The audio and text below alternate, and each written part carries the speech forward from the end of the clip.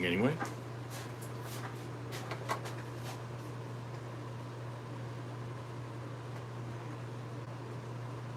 We'll wait for everyone to catch up here.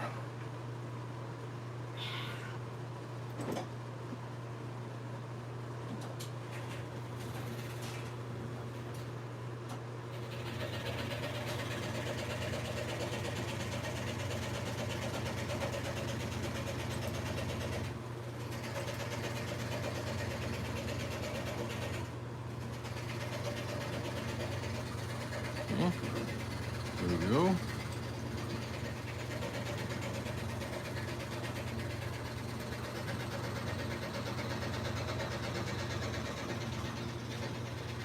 Well,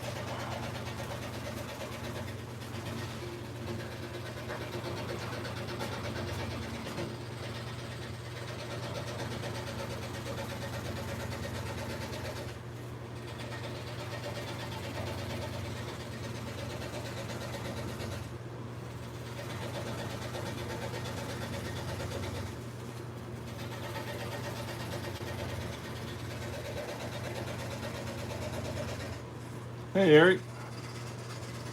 And Tim. Oh, Eric and Tim both. Good to see you guys. So, if Eric, I know you were watching the other day when I was working on this. I went back and I worked on this and I created a tenon here. Still got that big, huge crack in it. I'm going to try and see if I can't use a tenon in a different chuck and try and squeeze it and then get it to turn that way. So, you know, we'll see, and you know, be the first ones to hit the like button. I guess I'll say. And well, there's only the two of us here, or three of us here, but maybe we'll get some more people in here. I don't know. Anyway, so this is what we're turning. And I don't like the way that's wobbling on me. It's still, it's like, it doesn't look square. It looks pretty square on this side, but not on this side. And it's a little bit off here, because but the part of that is because it's not rounded. There's a flat spot here. So it's kind of hard to look at it and say, is it really wobbling or not? So I'm going to have to assume it's not and then fix it when I turn it around. Okay? Your beard butter is a liquid, yeah. Yeah, you know, that's one of the reasons I got rid of my beard, is it just, the summertime around here when it's 103, just isn't the best time to have a beard, you know? And it made you look 10 years older. And it made me look 10 years older, my wife says. My wife's in the shop today, so that noise you hear in the background is her working on her scroll saw. So, okay, let me put my mask on here, and we'll get started on this. See if we can do some damage, okay? Well, here we go.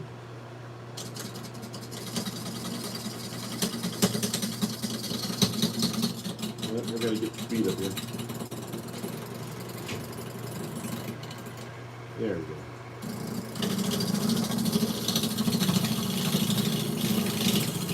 And one of the things I wanted to do is get a little bit more of an arc in here. I don't feel like I have enough of an arc in these wings.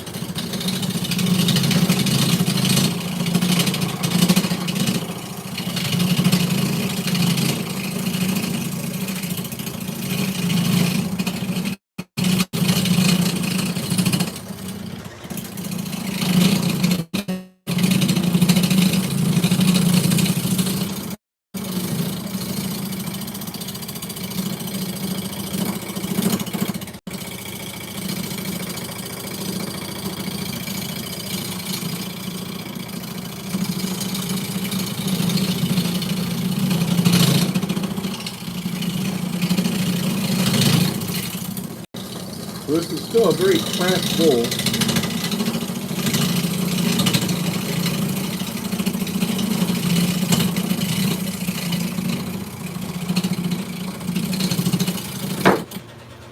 something could happen. That doesn't sound good. That wasn't my bowl. That was just a piece of a tool falling off. A little rattling there. It's getting very smooth here. This tool is really great for smoothing this out. Got a little bit of a. I think I'm going to go down to this tip just a little bit. These are where some of the cracks were, as you can see. And we're exposing the cracks again. So I'm going to try and use this so that I can get a little better angle on this.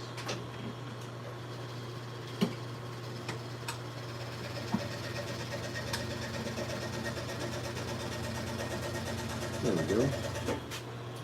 See if I can get a better cut using that angle. Having a variety of reps really helps.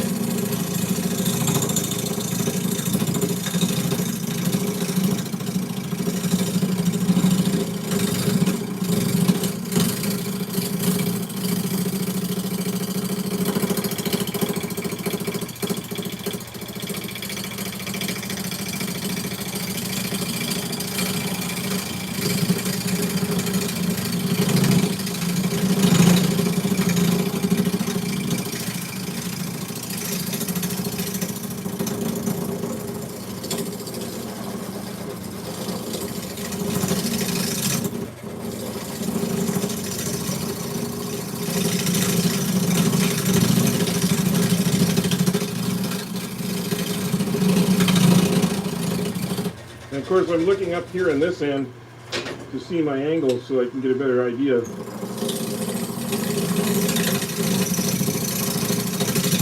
if I'm smoothing out or not.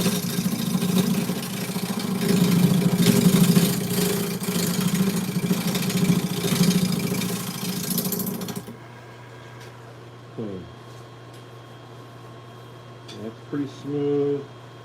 That's pretty smooth. I think the rest can be done with sanding on there. This is rough because it's kind of end grain piece right here, but that's okay. And I've already got this done, this tenon done. I want to make sure that it's nice and crisp as best I can.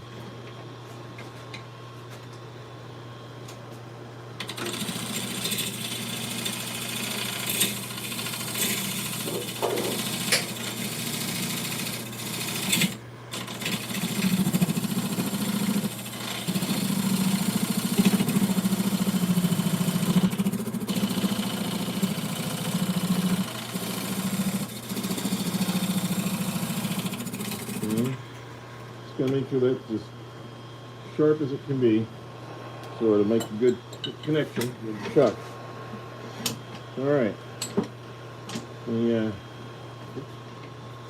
There we go. Get this out of the way. We'll do a little sanding. Let me see what we got up here. It says, I'm sure I'd love to have a camper. Let's see. It's in a Oh, I see we got a whole conversation going on here. 22-foot trailer. Wow, that's a pretty big trailer. And we have, let's see. Okay, guys. Well, while you're in here, please hit the like button, subscribe if you haven't. We're still about 92 away. My wife is here with me. Going in the house. She's going in the house. All right. Say goodbye to my wife. Goodbye to my wife. Watch for the lawn guy. I will. That's the kind of way I'm going. All right. Thank you. We had a new lawn put in, and I can't let the lawn guy mow it yet. But unfortunately, he hasn't been answering his phone, so, and I don't know when he's going to be here. So, we have to kind of have a conversation with him about the lawn. Anyway, so we're going to sand this down just a little bit. And then we'll turn this thing around and see if we can actually turn this cracked piece of wood, okay? So bear with me while I do the sanding. I know it's not the most fun part to watch, but it is important.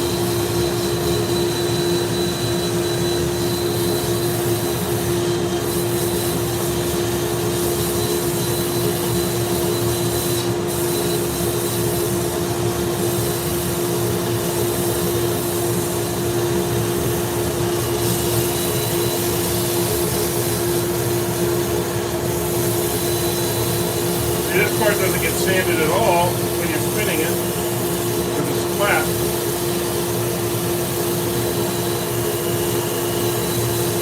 Now, if I'm going to take off any of these little CA stains or anything, I got to do it now.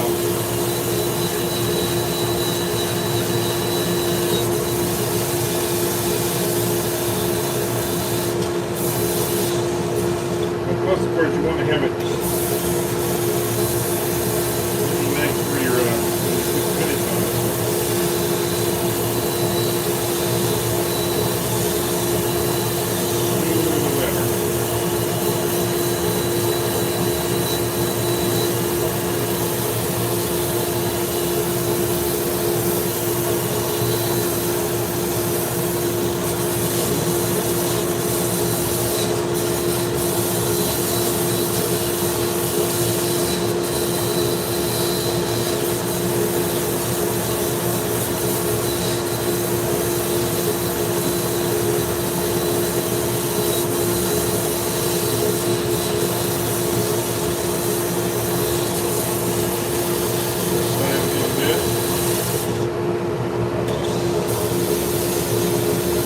I don't have a trailer, but I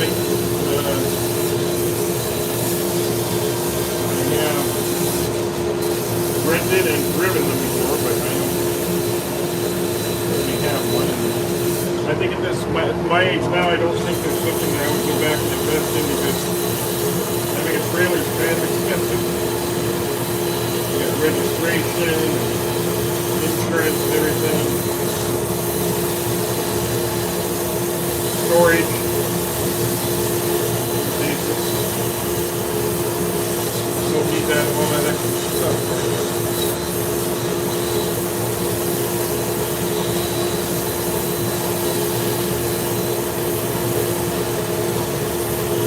But if you stick around, I'm going to have a really interesting story for you about this afternoon, where I'm going to be going. I think you'll find it interesting as well.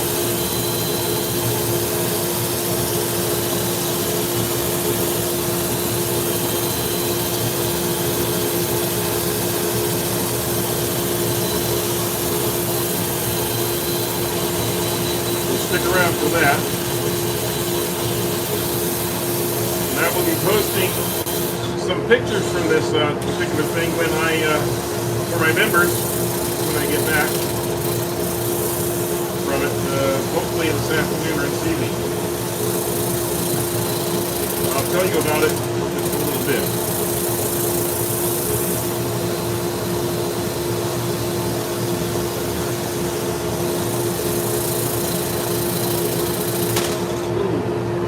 Got a little carried away there. Gotta be careful there. Okay. Got that one. I'm gonna go another grit.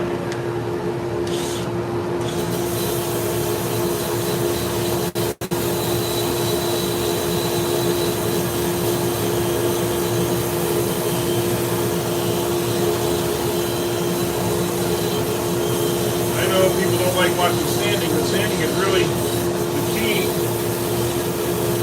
good finish on your project, so we have to do sanding before we can go to the other rest of the turning.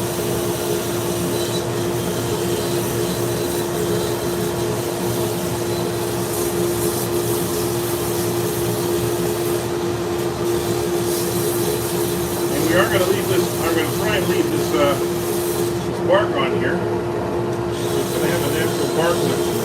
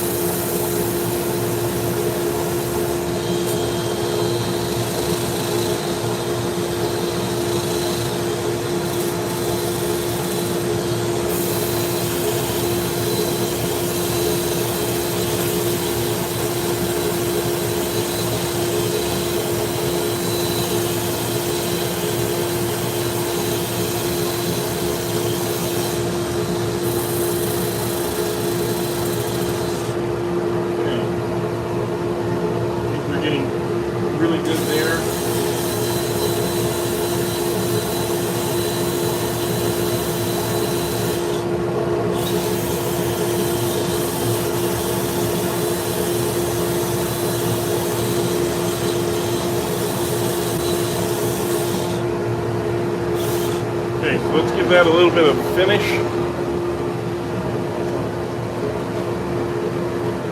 Okay, we're going to give this a little bit of a finish and then turn it around here.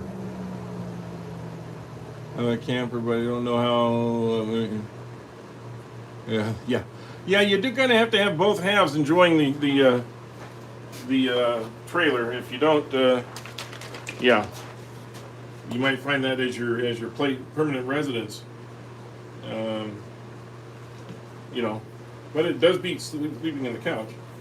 I will say this: when we had some major power issues a couple years ago, our neighbor had their fifth wheel in their driveway there, and they were just able to use it because it has its own generator, its own powering up system. So we could basically go in there, sit comfortably, do whatever we wanted to do while we were waiting for the power to come back on. They also did that when they were having their house renovated, and they had to be out for a couple days. Having the trailer for that was really helpful. So not just for camping, but the trailer can be helpful for other things too. And if you have to bug out quickly, having a tent trailer or something that you can take with you, so at least you have an accommodation while you're waiting for a storm to pass or something in your area. I can see where that would be helpful also. Okay, get a little color on this and a little protection with the tung oil. That tung oil down in those dry spots, especially. Sunk in.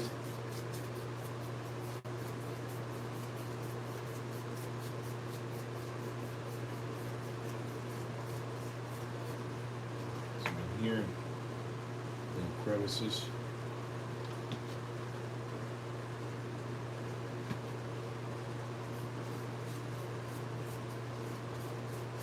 Anything to help with those cracks, even if it's just a little bit of tung oil down in there, that might harden up. That's all helpful. Okay, well, here I think I'll do the bark just a little bit too. Just to see what that's going to look like with a finish on it. Oh yeah, that looks nice. It's kind of you won't see it yet, but when I turn it around, you'll see what I'm doing. It's kind of a silver yellow finish to this.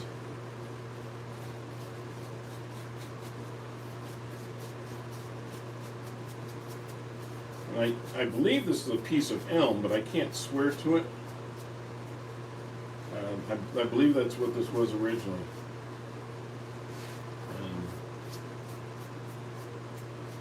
Sycamore, it could be sycamore actually, now that I think about it.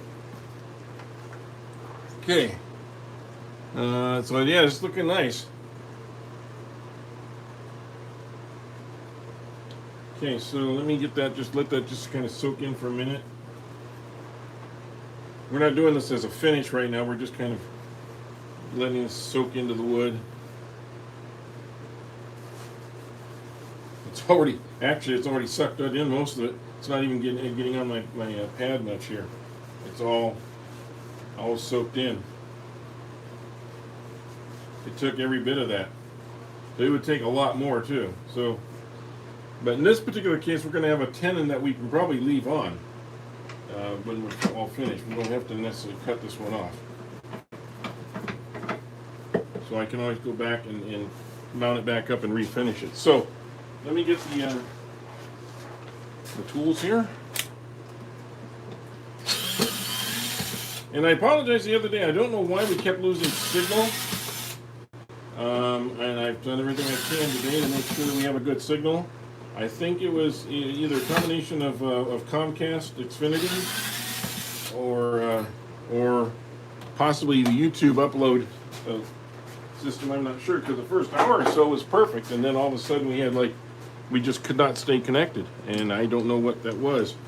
It was nothing to do with my systems as far as I know. Okay.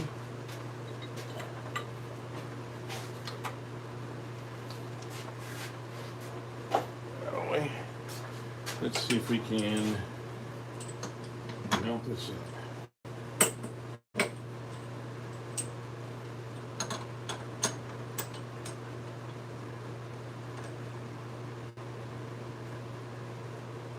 we're actually squeezing it in instead of squeezing it out this time, so because we want to compress those cracks.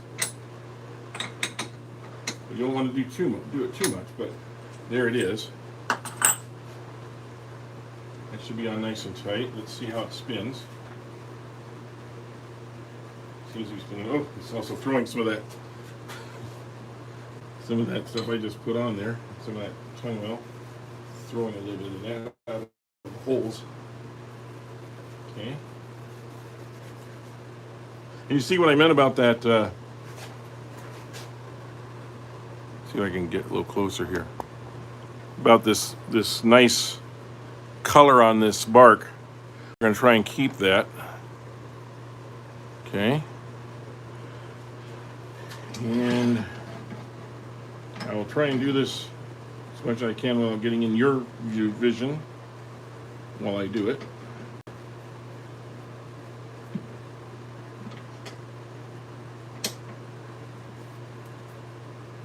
Actually, I can just come back here. There we go.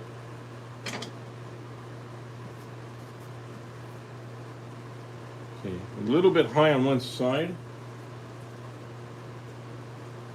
Just a little bit, so we're going to be clearing that out just a little as we go. Always give your piece a couple of hand spins and really look for things like, is it staying the same distance away on both sides? Was it perfectly flat or probably not completely perfectly flat? So we're going to take out that a little bit so we're not having a problem. Figure out where the circle's going to be. The circle's going to be about from here to about here. May look a little bit offset, but it shouldn't be. But it might have that appearance. So okay, we will. I think we'll use the BM wood this time. Gouge, and I'm going to put my headset on it so that I'm protected if this thing comes flying apart. I have a lot more confidence now than I did earlier.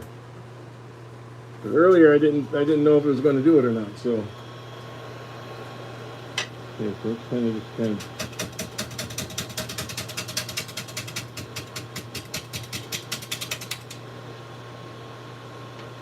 speed up here.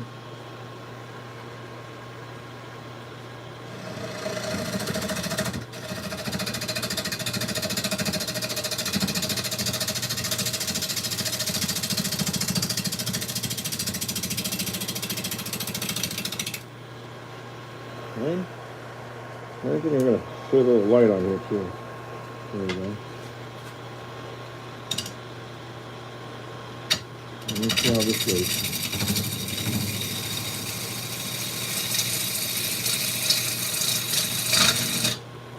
I'm a little bit high on there, so I've got to pull this down to cool.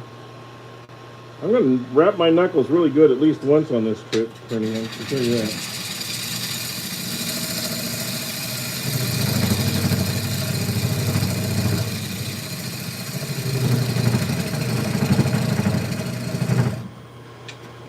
Now I'm a little low.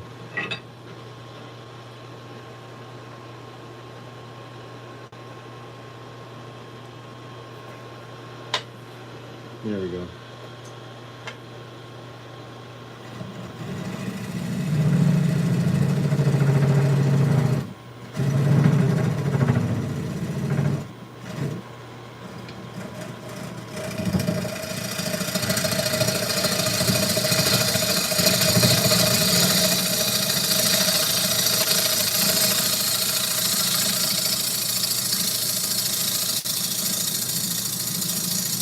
Okay, let's see where we're at. We are razor thin right there, and razor thin right there. I cannot go any further than that, that's for sure. If I go any further, I'll be basically creating another hole. So,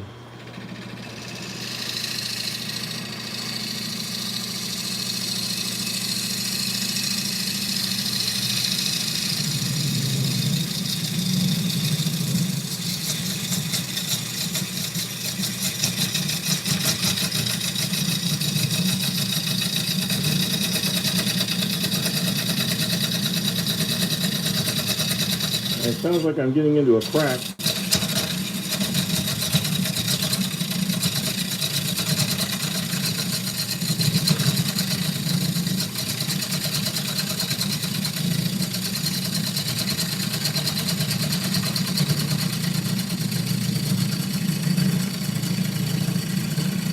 And we'll take a look here in just a second and see if I am in a crack.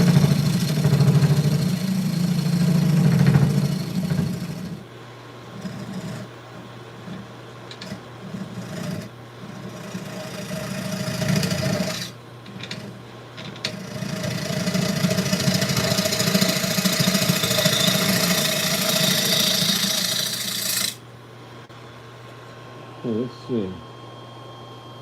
Nope, I was just getting into the holes, that's all. I was wondering if maybe I got into that. I think I'm going to take this over to the sharpener for just a second. And as you know, this doesn't take long for me because I just have the same basic setup all the time. I use my 2-inch, make sure that it's exactly 2 inches in on this device. Turn on my low-speed grinder. Set it on the CBN wheels.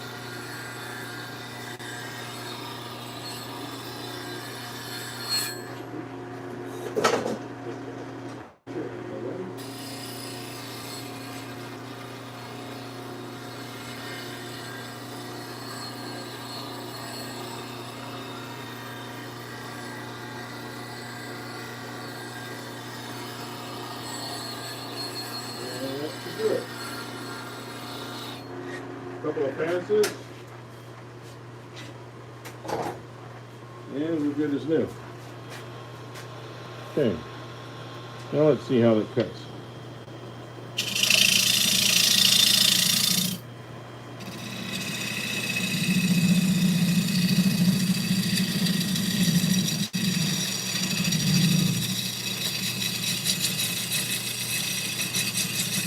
The old line I often state, if you think you need to sharpen, you probably should have done it 10 minutes ago. It's the famous phrase, and it's very true.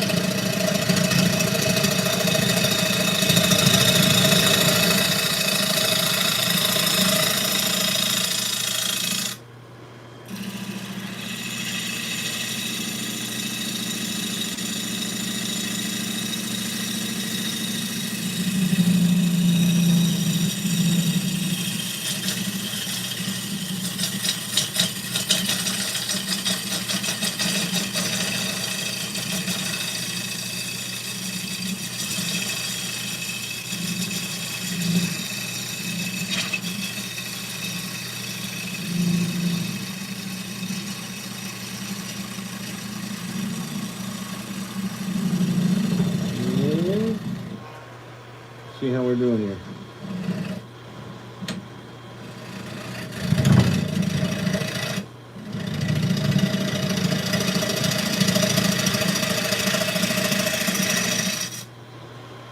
Okay.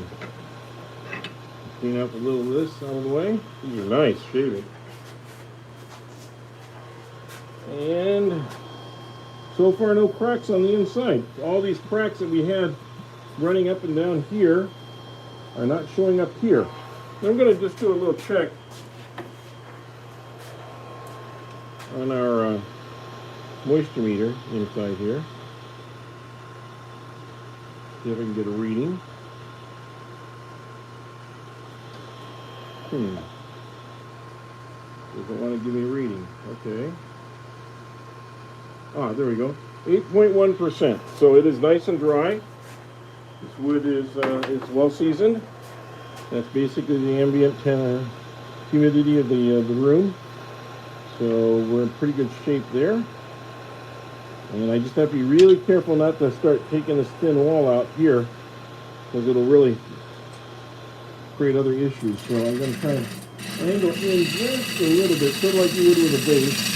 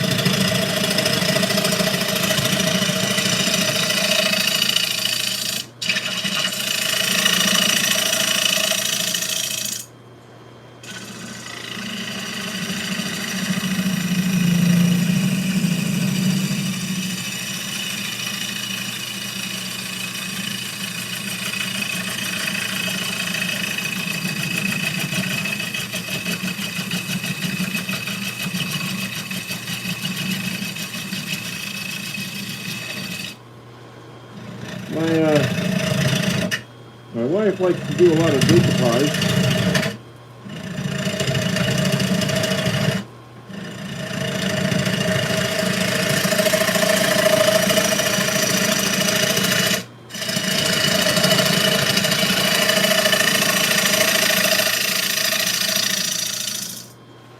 My wife likes to do a lot of decoupage, and you can take these sides and you can decoupage a picture on both sides. Maybe make a summertime one and a wintertime one, so you can turn the vase around at different times. And this would be a nice vase or something like that somebody can use. And it gives it a two-season kind of usage. So that'd be one of the ideas here. I'm not seeing any cracks coming through right now, which is good. Like I said, we had a lot of pretty deep cracks on the outside. Let's see if we can maybe have to get in there a little bit more.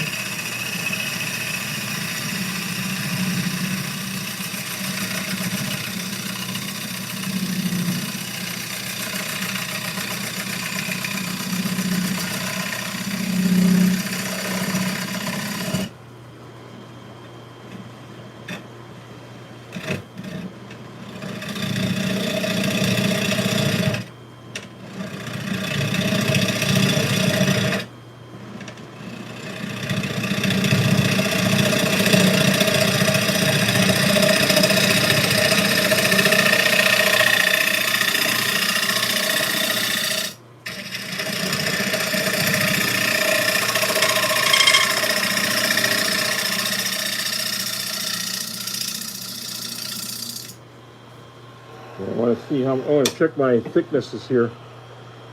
Sorry, didn't mean to grab the phone there a little bit. I want to check my thicknesses.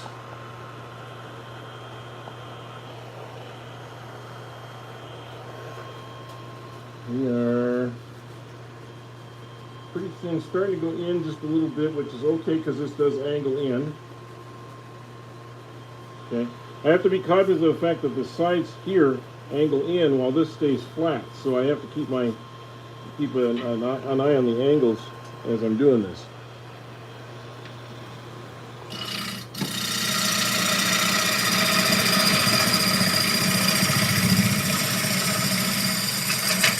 Whoa, I got a little bit further away.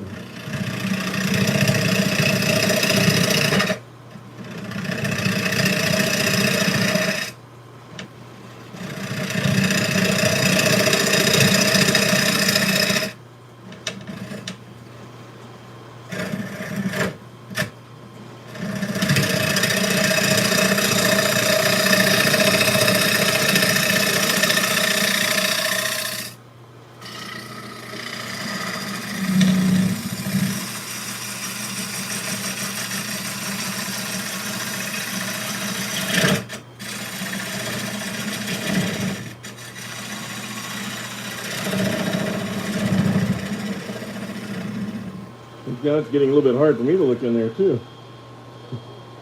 And I think I'm going to have to use this a little more angled in.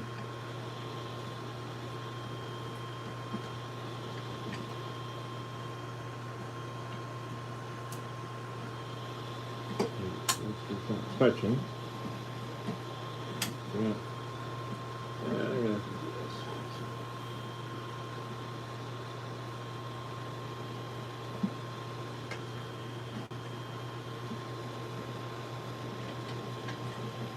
There we go. Now can I get in there and drop this without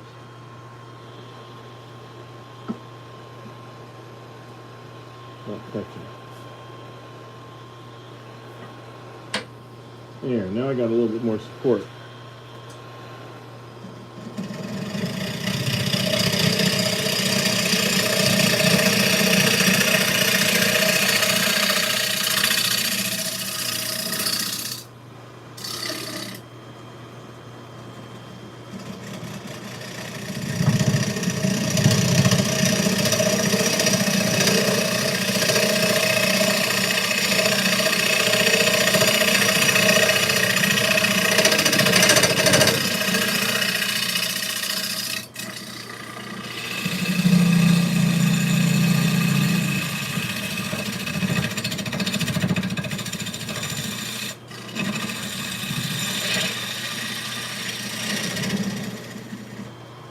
Okay, let me check my depth here.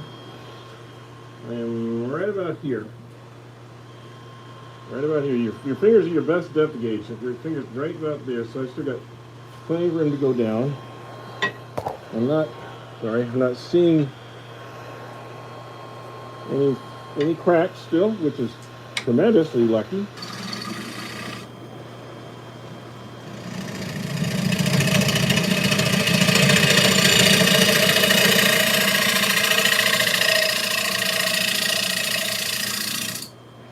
I just keep kind of drawing it up in the center.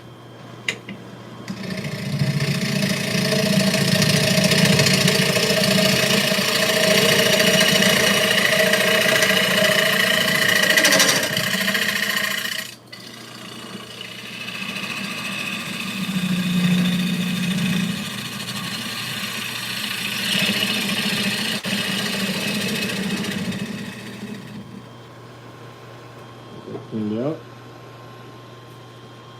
At this point, you have to kind of stop often to check, see what the progress is. A little further down, and I want to make sure I'm maintaining my angles and keeping a smooth side.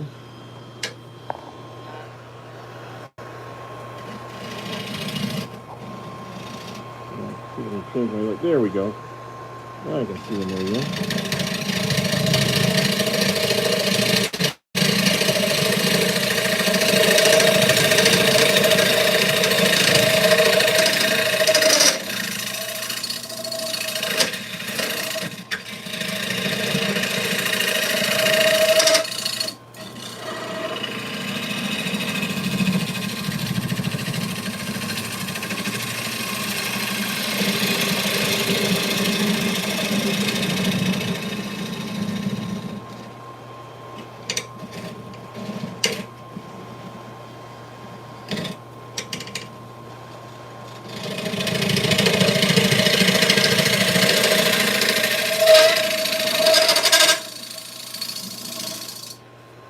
Okay, so I think we're making progress. We're making progress. Please hit that like button or subscribe. If you haven't already subscribed, we only need 92 subscribers to get to 5,000. I'd really like to do that. We've been hanging around just under 5,000 for long enough. We need to get over the 5,000 barrier.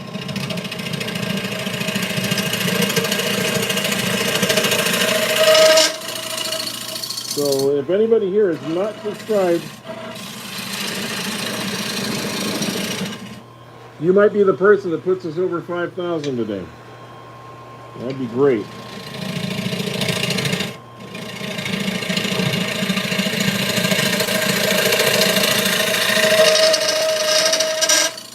In fact, if you want to put in the comments that you subscribed, let us know. That way I'll have an idea if I might be able to go back and actually figure out if you were one of the people that were like almost that got us there. So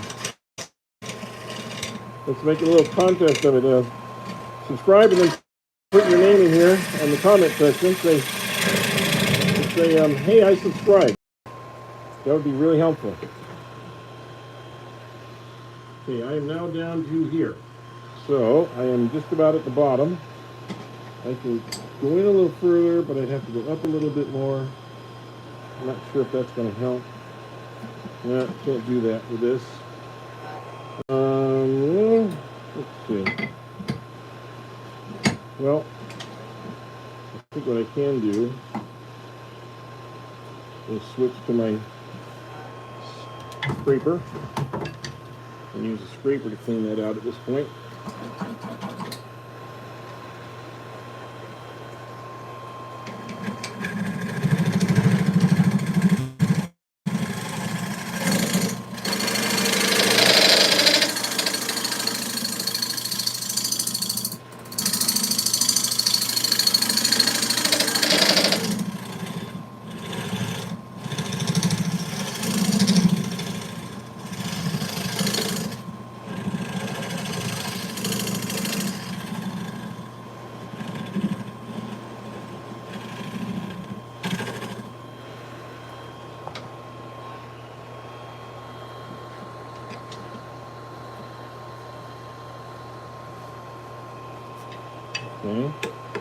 Okay, I think that's all we needed here. Like I said, we're pretty near the bottom. I could go a little bit deeper, but I'm not sure if it's necessary. Let's see.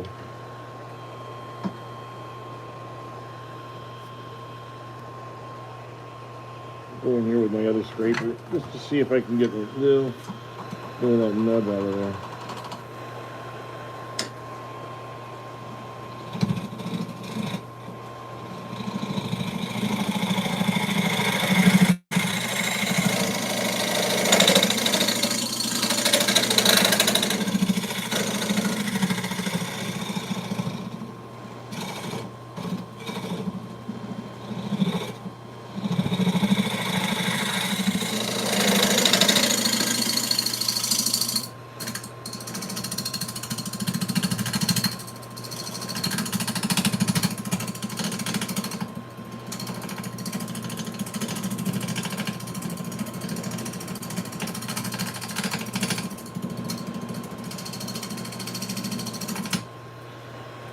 You get a little of this cleaned up on here. Okay, that looks good. This looks good. That looks good. Okay. I think we made it. We got through this really bad. If you saw the original on our Wednesday live, and if you haven't, you should go back and look at the Wednesday live. That was really a bad crack in there. Now, I'm not going to do much in the way of sanding on this. Just give me just a moment. I just want to get that inside just a little cleaner.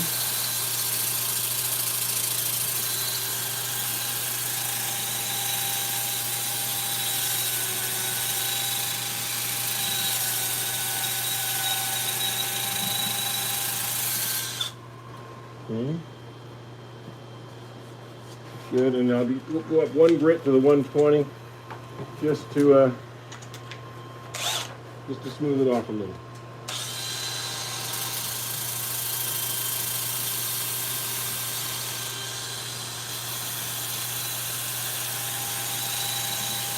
I'll tell you, this right angle drill is just perfect for this kind of sanding. It just really helps you get in there.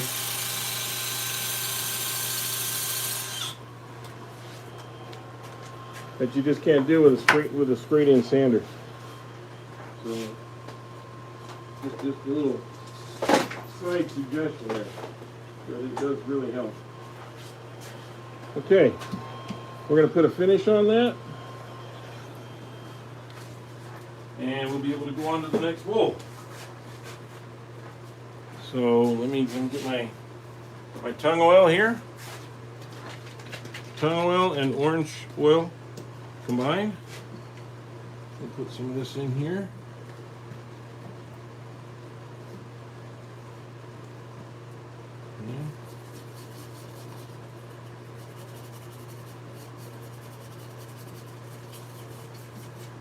It's going to suck it up because it is dry in there. Ooh.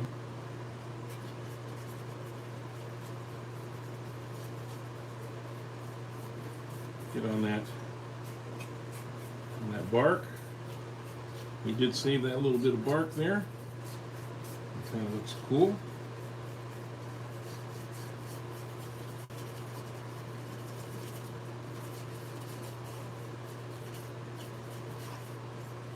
And we'll let that soak in. I'm going to put some more on this on the outside too at the same time, since I've only got one coating earlier.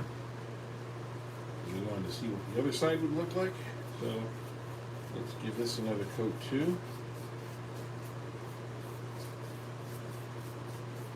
As fast as I put this on, it seems to disappear. So it is very hungry wood still. That's okay. I want it to absorb the oil. The oil goes in, it dries, it hardens the wood. It keeps it from doing any other cracking. It just helps preserve the whole piece. So I'm very happy when it sucks in the oil, because that means it needs it for the structures of the wood's fibers, and makes everything look nice. Okay. Put a little bit more inside here, because that's only got one coat. It's already drying in there. There we go. And then I can catch up with you guys, and I can tell you a little story before we switch on to the next one here. But there we go. There's this one. What do you think? Let's see what we got here. Hi, Penny. Hey, Reaper. Or Johnny. Ricker. Steve. Got a lot of you in here today. Last breath. Okay. And some gift memberships. Hey, I appreciate that, guys. Thank you very much. That is helpful. And so I guess I should tell you what it is I'm going to try and put up on our for our members today. I got invited. A friend of ours, actually a family friend. Their father was 100 years old and a furniture maker, and he was doing furniture right up until the time he passed away, and he's passed away now. And the family needs to get rid of all of his tools.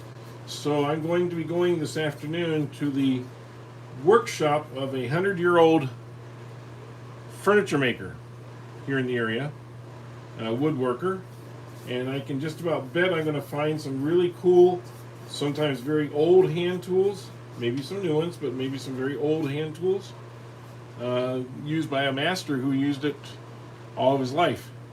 And so I'm going to get first peek at it, and then I'm going to be able to advise them on what they should do as far as selling it. Some of the locals here in the area that are part of the Fine Woodworking channel network will probably hear about it tomorrow at their meeting.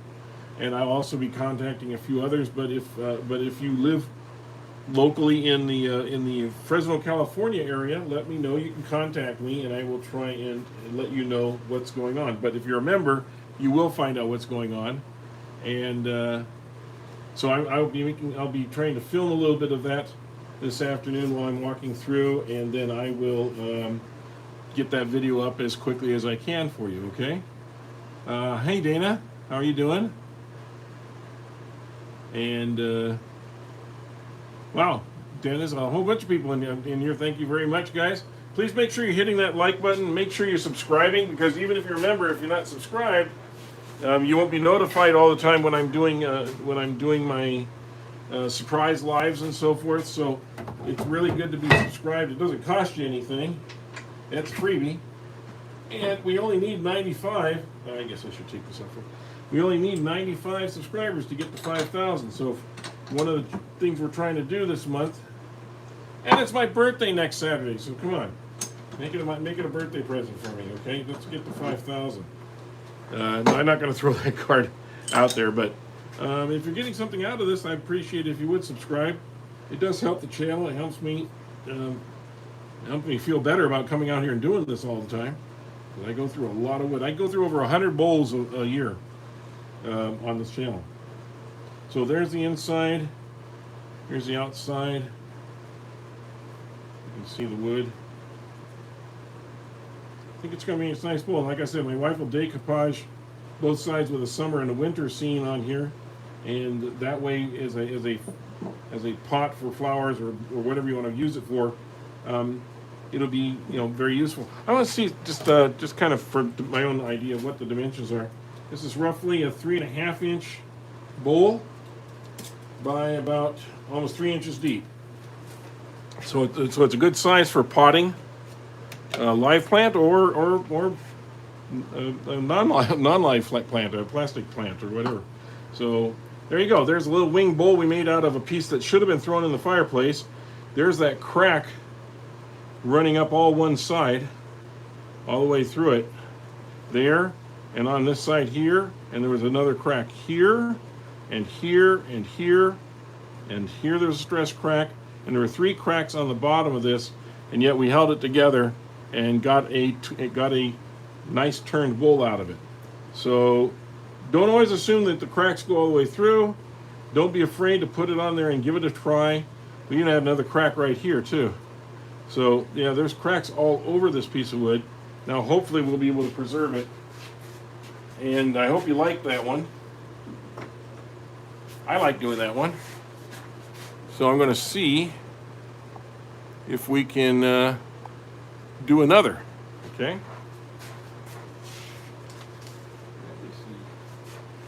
Actually, I have 2 on here that I need to work on. One, I'm still working on this big cracked bowl. You see the cracks on here. And I got to return that eventually. And the inside it's still drawing out. It's still about 18%. So just to let you know, this one's still on the block and still working. And we will be getting to that one. Okay.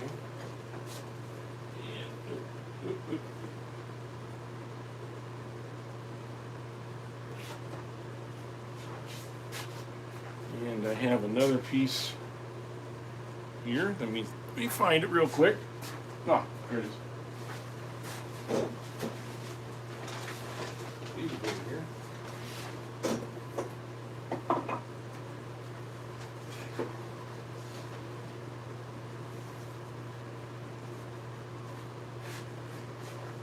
Now, I was looking at this one. I'm not sure what I'm going to work on this one because you see this. This is probably all going to have to come off because there's just no way to save this. I could pull this off with my hand almost. So there's no way to save that. So sometimes you have to really give it the old once over.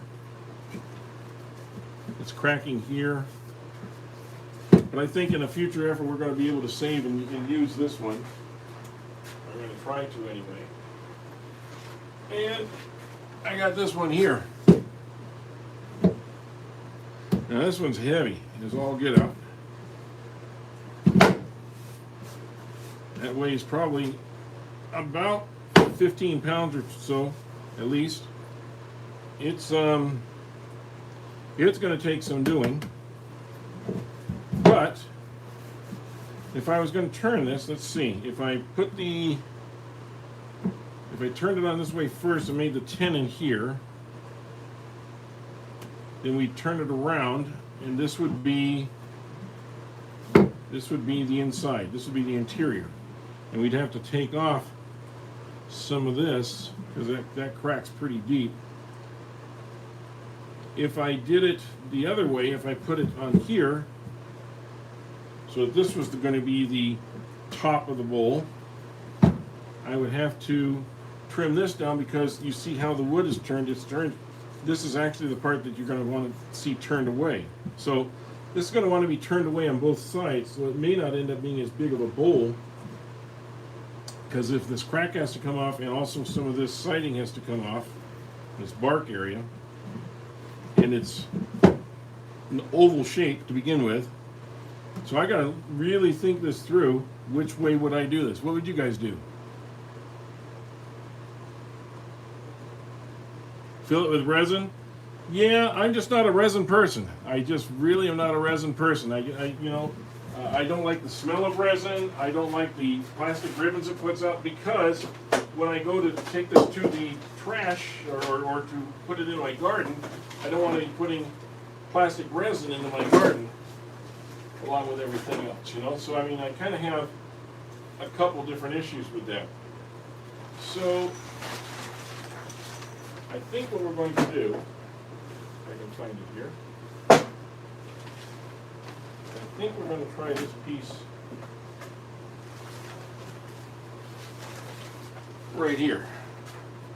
This is a piece of elm, and normally I would do this and try and save the bark, but I think on this one I'm not going to do the live edge. I've got another live edge piece that's smaller that I think will look really nice as a live edge piece down the road from the same tree. This is all elm, and this is still pretty wet wood, but not real wet. So I think what we're going to do is we're going to mount it on this side, and right where this ring is, because that's going to have to come out anyway. That ring is going to become the top, or be part of the top, because this is where the core is, and we're going to let it shape this way. I think I'm going to take this over to the bandsaw for just a moment, so just bear with me just a second. I want to take these corners off. So hold your ears just a second. Okay? And I will be right back with you. I just want to take the corners off so that I can turn it a little bit easier. Okay. Using the bandsaw. There we go. If you're screaming and shouting, just call 911.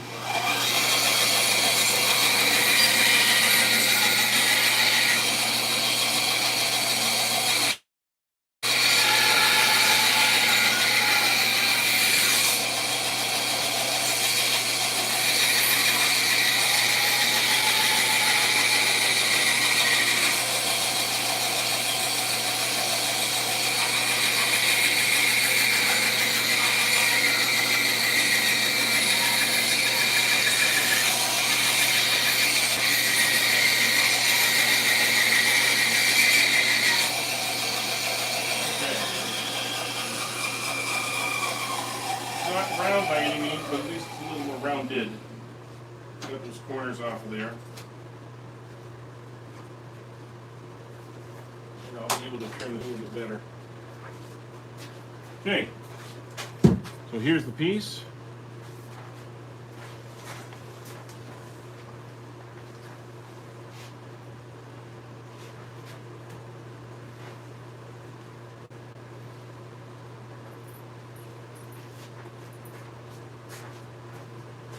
I'm going to try and get that as centered as I can. Hold that up there a little bit for me. Okay, I'll just do a little bit quick math. This is almost 8 inches, so 4 inches right about there. Okay, and this is 10 inches across. So if I move this just a little this way, I think we're pretty good. Okay. We'll see. We'll get it in there and then we'll find out what it really is. But I think I can do this with just the 4 screws.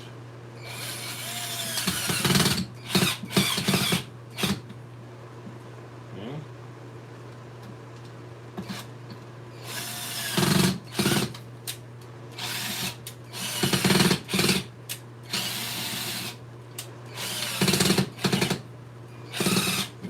to fight me. Okay. Well, that's okay. I'll do a little pre-drill on there, maybe make it a little bit easier. Now I got two of them held in, I can do that, so.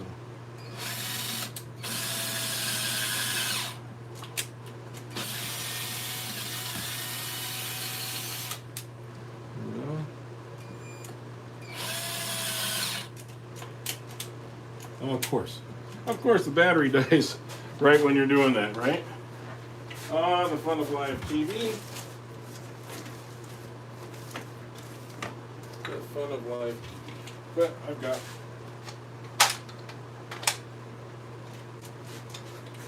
another battery right here.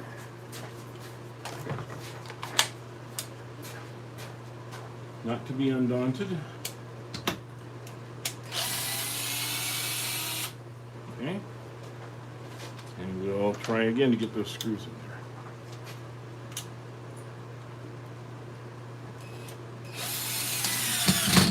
There we go. And this one.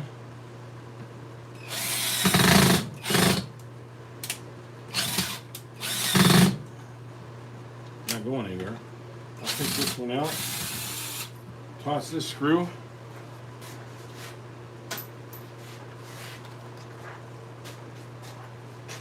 Drill that hole. Hope I haven't lost everybody.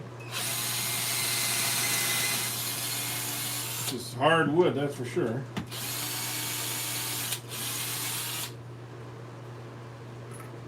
we go. Put a bit away. Always put your bits away right away, or you tend to never get them back in the right place again.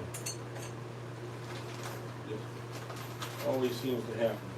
Okay, got a new screw. And these are stainless screws, by the way. Okay, I think we got that on there pretty tight. It's going to need to be, because this is going to be a hefty little piece of wood on here.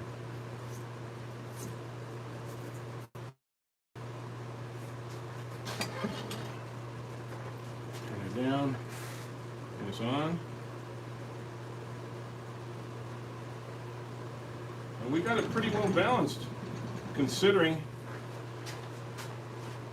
got that cut pretty well balanced and got it pretty much in the middle where I needed it. That's 2 out of 3.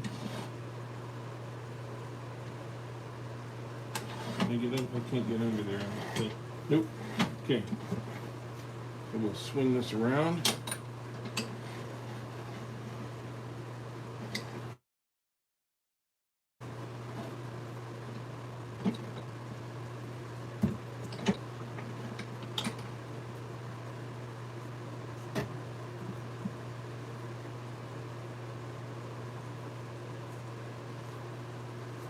Okay, and we are clear all the way around. Good.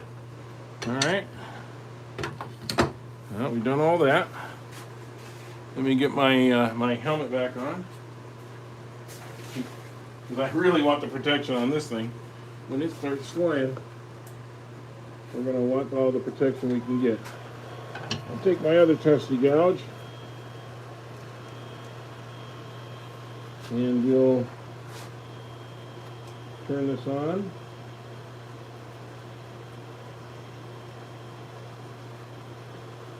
Okay, now I'm going to take my first listen part.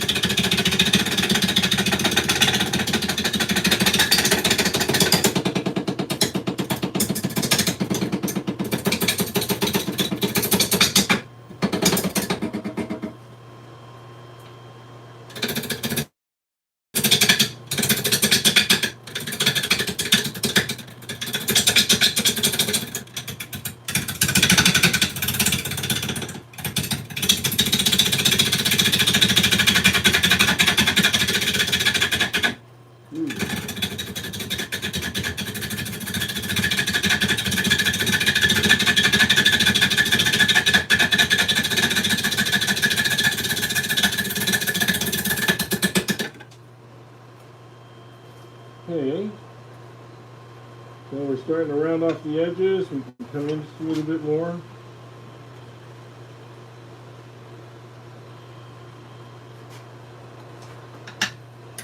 And I can go up a little bit more in the speed.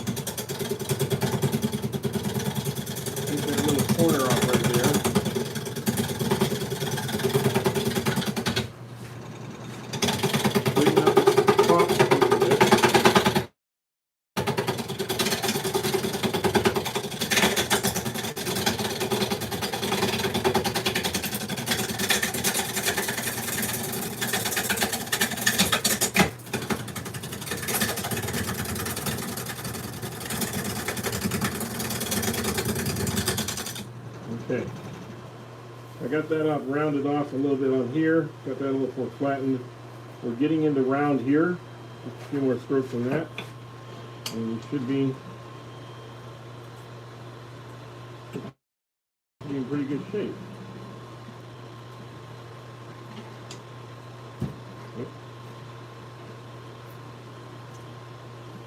Okay, so wish me luck. I'm going in.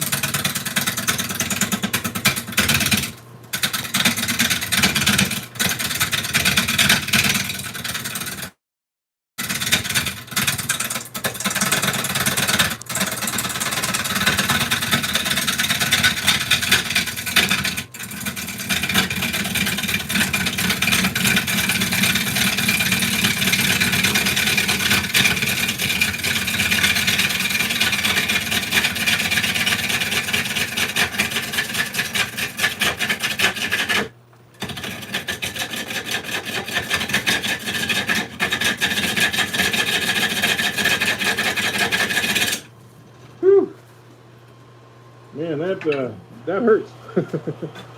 I'm going to try and raise this up just a little bit. I don't want to lose my signal or anything, but I want you to kind of be able to see this if you can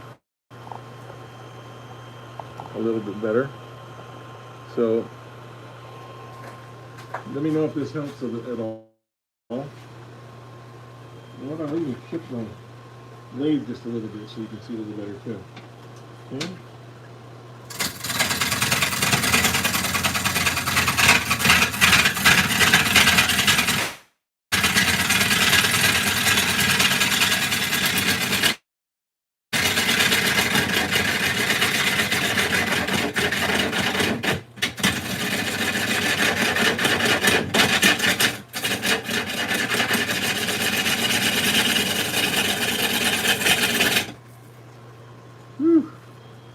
Man, that stings on your arms as that stuff's going to slide off into your chest.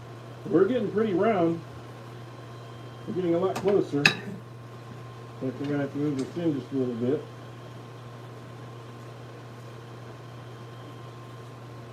Okay. I'm going to have to take a little bit more off of here.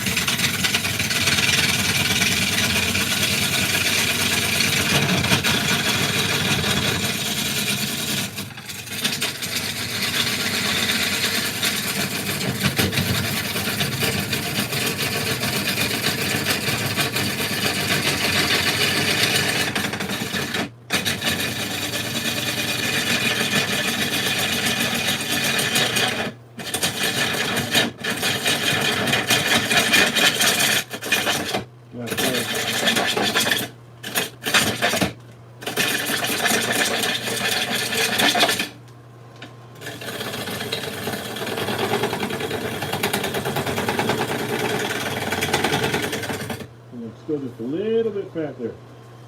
A little bit. Got a crack here, a flat spot there. So yeah, just about another pass I think, or two, and should be able to get that.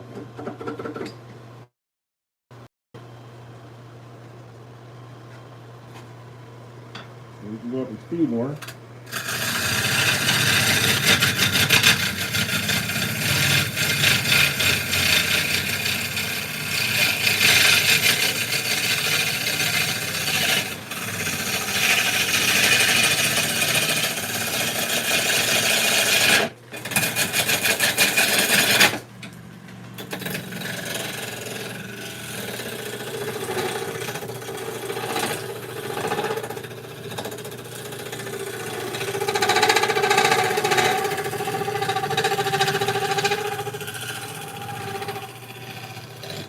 Nice shear cut.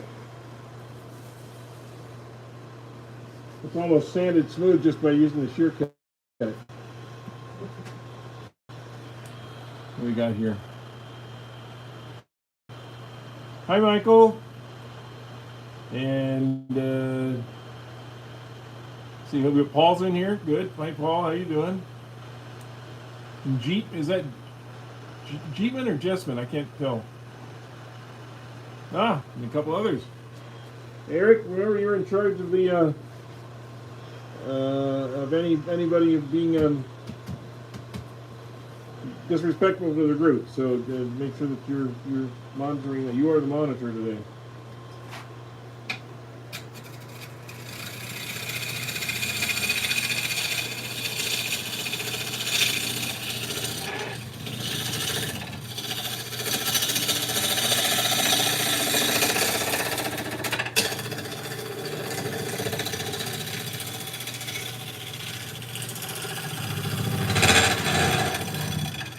As I said, this is really wet wood, so you're going to get really wet look to it right now too, and it's going to come off in curls, wet curls as well. Whew, boy, I like standing in a pile of it. But we got that rounded up pretty good. We have these cracks to deal with, which we will. And right now I want to do, well, you know what, I'll deal with the cracks, then I'll go to and work on the back while the cracks are healing a little.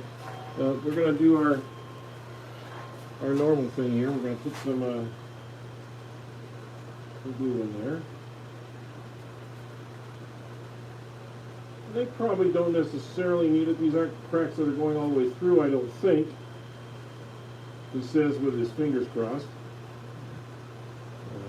Could be, because I see some little branches and stuff going through here too. So there's going to be some branch issues as we go through the inside of this piece.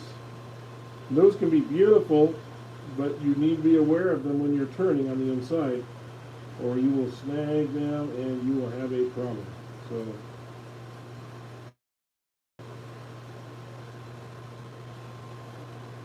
okay, so we got that on there.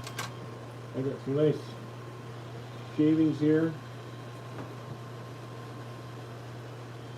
And some that are nice and dusty. The dustier the better. You don't want the real curls, you want the dusty stuff. That'll get down into the holes. You want to pat them down in as best you can. And then you want to brush them off across the grain, across the holes so that you're not digging them out. And there's a little bit more still right here. So I'm going to give it a little bit more glue in there. And a little bit more dust.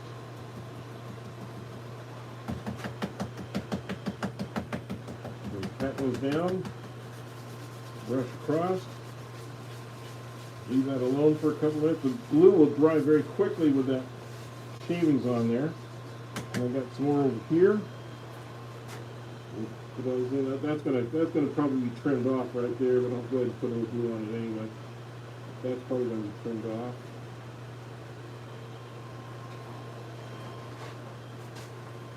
And I got some small shavings here too. Put those on there.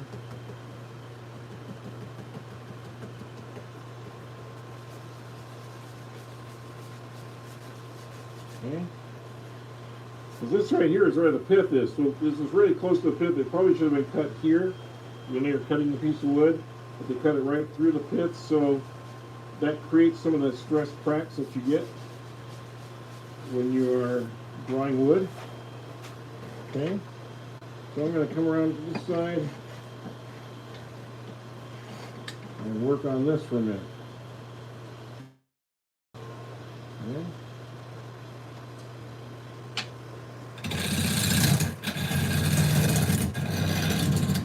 Guess I need to come up a little bit on my.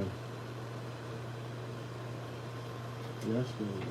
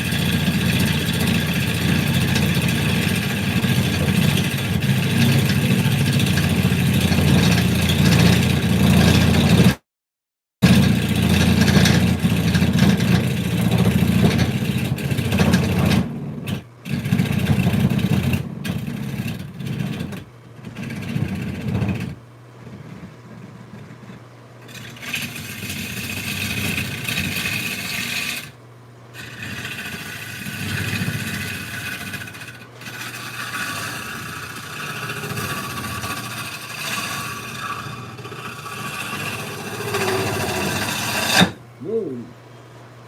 That was a drop. That was my own fault, actually, not paying attention to the end of the rest. So.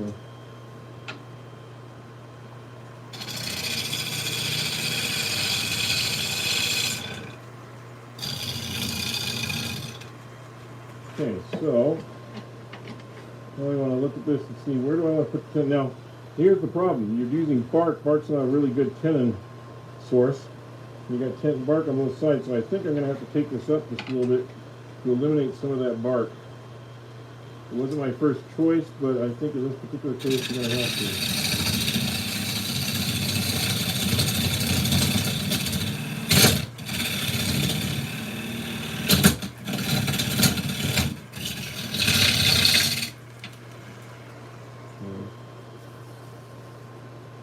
You would have pretty solid wood, pretty solid wood.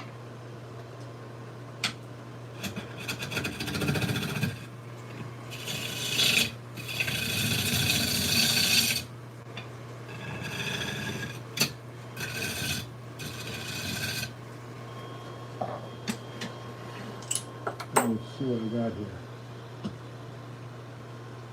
Yeah, I might be able to use that.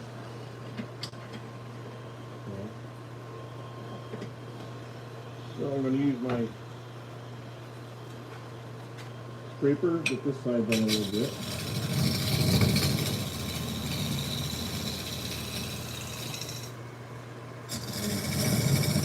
Move this off.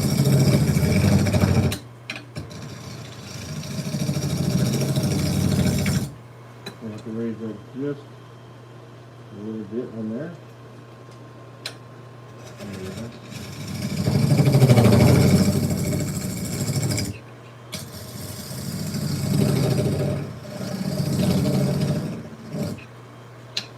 Okay.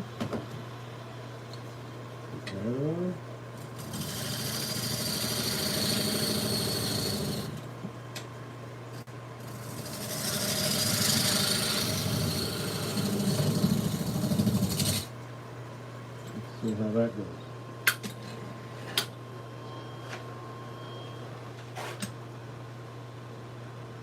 Yep, I think that will work. I don't want to go any more than that because I won't be able to hold it on if I do. Okay.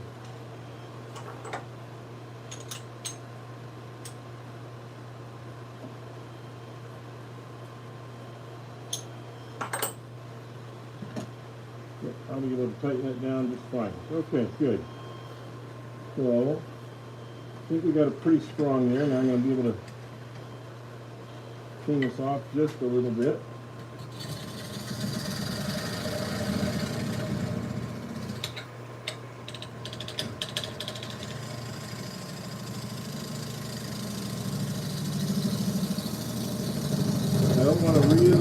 stand. I don't need a really long tenon. You don't need that kind of tenon.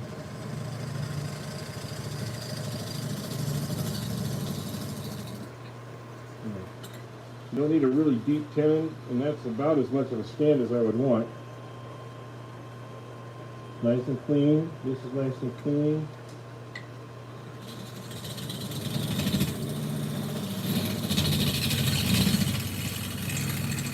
We'll work on this. Clean that off just a little bit, and we'll be ready to sand this down and go to the inside. This is going relatively quick. Now I just glued those pieces on here, so now I'm going to take that glue off.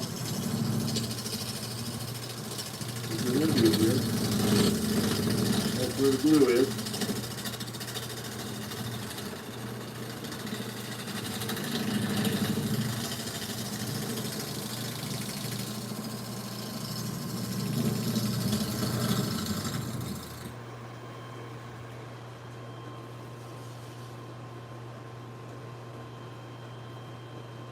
And those cracks are still there, but that's okay. It's still there. Let's put a little more glue back down in there.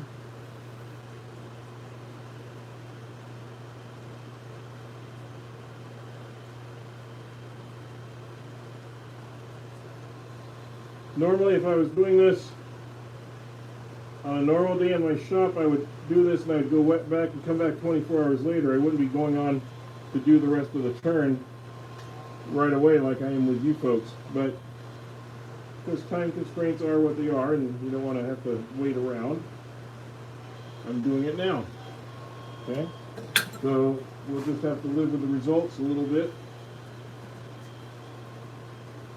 And I think they'll be just fine.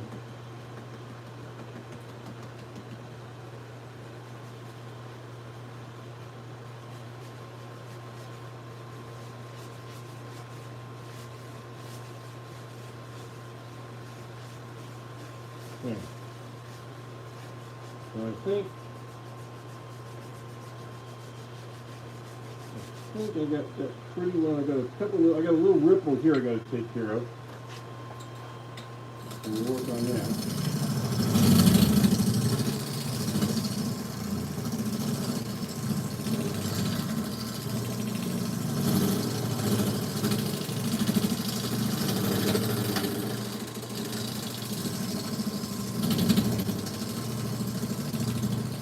I'm looking right here, and as I look here, I can feel a little, I got that clear up, but I got a little bump here that I got to get rid of.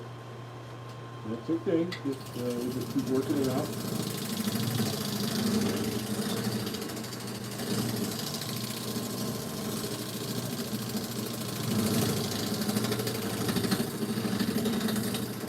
That's what this glue helps you do.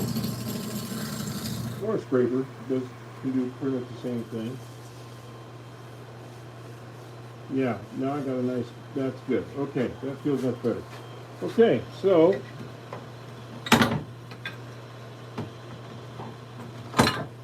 next step, besides getting this stuff out of my collar, next step would be to sand this down a little bit.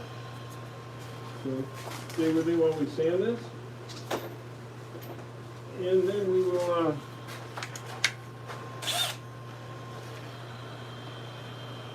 what kind of glue? That's just basic your Type Bond. I think it's Type Bond number 2 or number 3. I can't remember which right now, but it's wood glue basically. Yeah.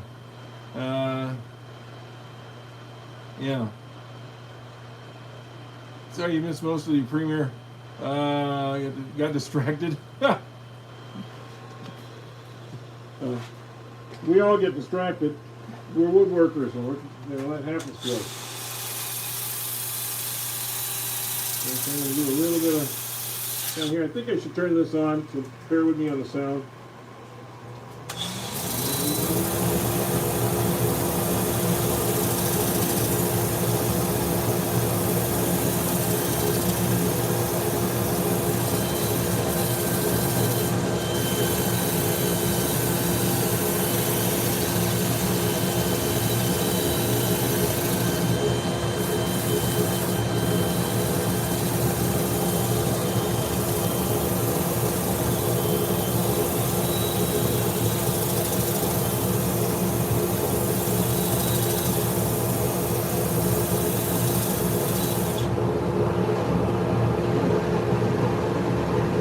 Really, so that's with 80 grit. That's with 80 grit. Now I'm going to go in reverse.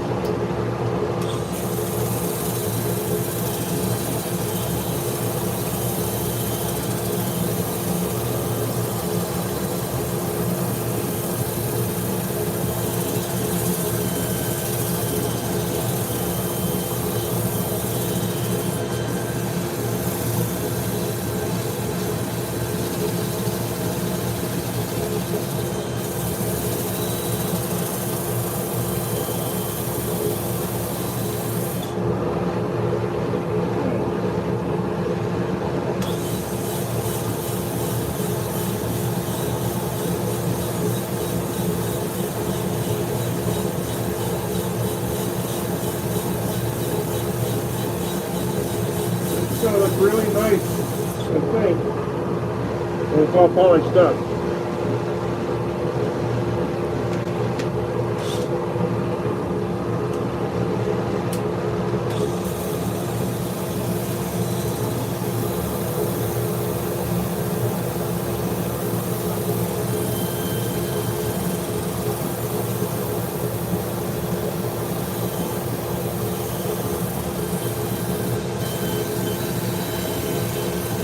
I put this on Mark user speed.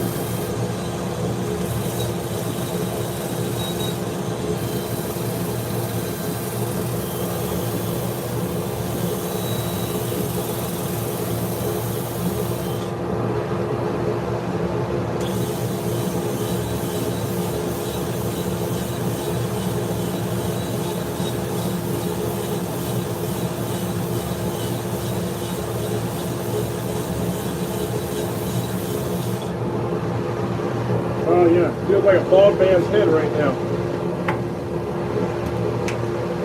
One more, and I thought I'm just gonna go over it this way.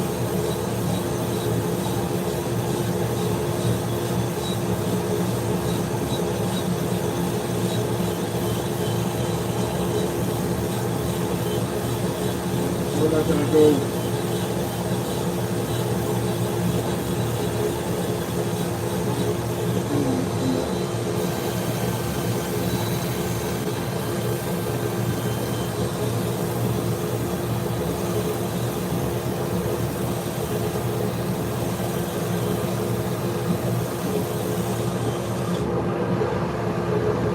Wow. Feels like glass. Feels like glass. So that's going to be good.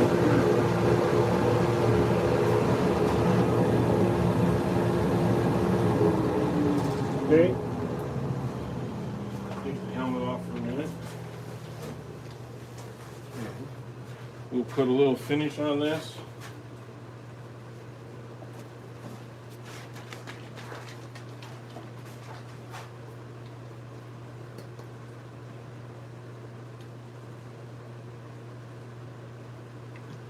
Be able to see the colors.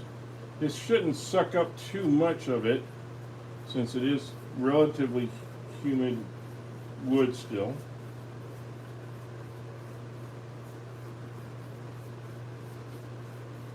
It's not dry like the other piece was.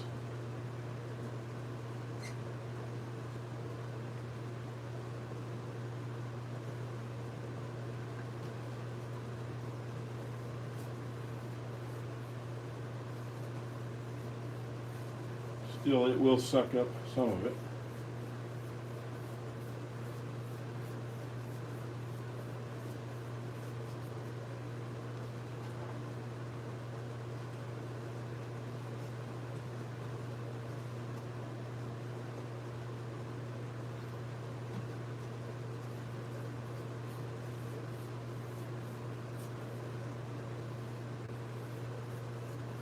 Really makes the little bark pieces kind of shine out. Picks up all the little threads and stuff in it. Really makes it look nice. Okay.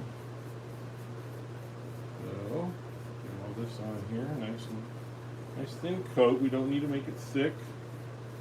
We're just kind of wiping it on and letting it set.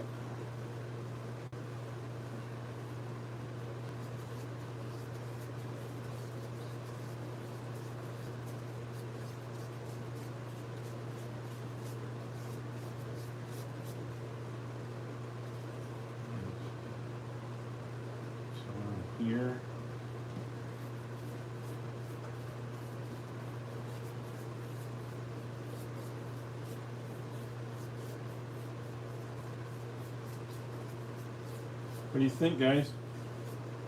It's looking like a pretty nice looking piece of wood, isn't it?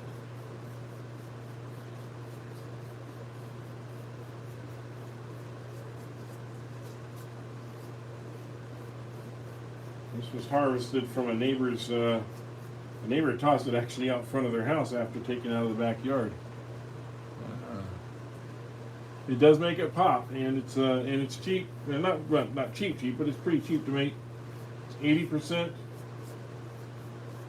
tung oil and about 20% orange oil. You could put a little bit of mineral oil in there if you want, and maybe make it 75 and 5 and 20, something like that. That's up to you. But the tung oil is what does the work. The orange oil is what makes it smell really nice, and people go, wow, I want to buy that bowl because it smells so nice. I always put a little orange oil or Howard's finish on it when I go to a show, and that orange oil really catches the attention of people, and they really like it, and it helps sell your bowls. I guarantee it. It'll help sell your bowls. Okay. Get a little of this Howard's feed and wax. It's beeswax and orange oil. That's all that is. Mix that up, and you can use that on the outside of the bowl. After you use the tung oil, I mean, use the tung oil first just to tighten and strengthen the wood fibers. But a couple days later, come back and use a little of this, and it really does. Or just use it on just before you go to the show, and it keeps it looking bright all day, and it smells great, and it does help sell your bowls. So just a little side trick there. Okay, well, I think we got this pretty well in hand. I'm going to wipe it off.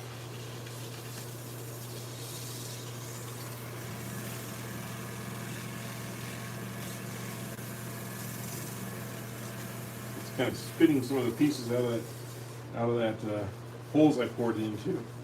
It's hit me right in the face. I was stupid enough to stand in front of it.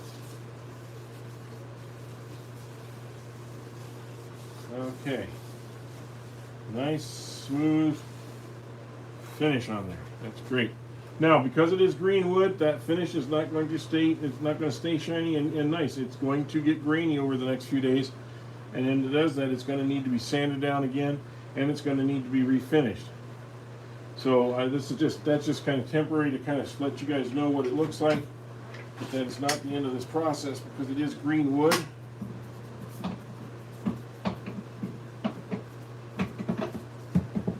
And in fact, we can test that right now. It is 16, 15, 16, 15 to 16%, something like that. So it's still relatively wet. It needs to lose about 50% of that moisture over time, but for now, it will work. And we're this far into it, I need to make it work because I know you guys want to see how this ends. So we will try. We may do kind of a green turning where we don't turn it really thin right now.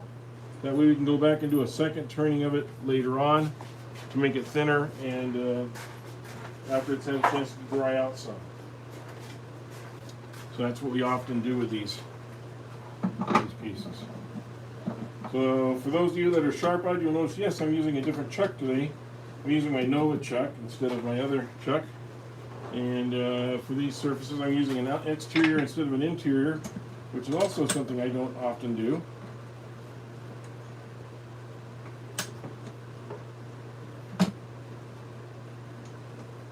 So you're seeing a couple of things I don't always do.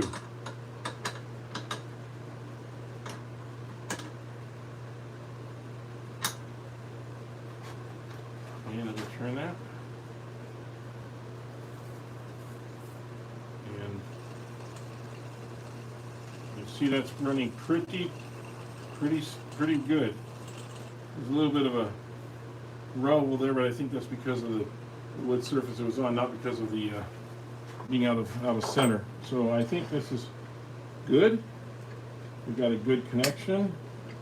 Hopefully it stays connected well, and we can get on with this. Now I'm going to switch gouges. My other gouge. Actually, I think I'll use this one for a little while, just because I haven't used this one in a while. This is a Carter, and the Carter makes really good tools. However, they are very expensive, and they come separate handled, so you have to buy these handles for them. But they are a really premium, good quality tool. You do get what you pay for, especially when it comes to wood framing. It is a little heavier in the hand. And I think I need to raise this up just a little bit.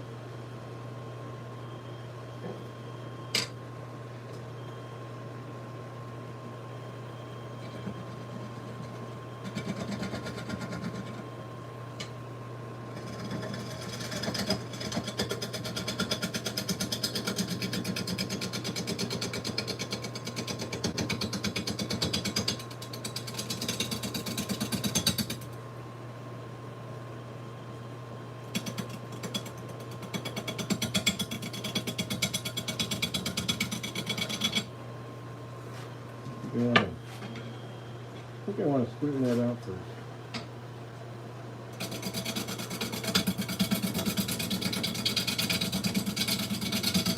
That's that crack that we were noticing on the top earlier.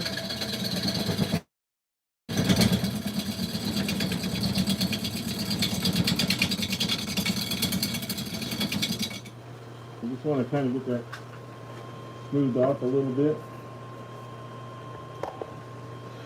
As you can see, it's kind of got a rougher surface on the top than you think it does. Okay, so let's get into it here.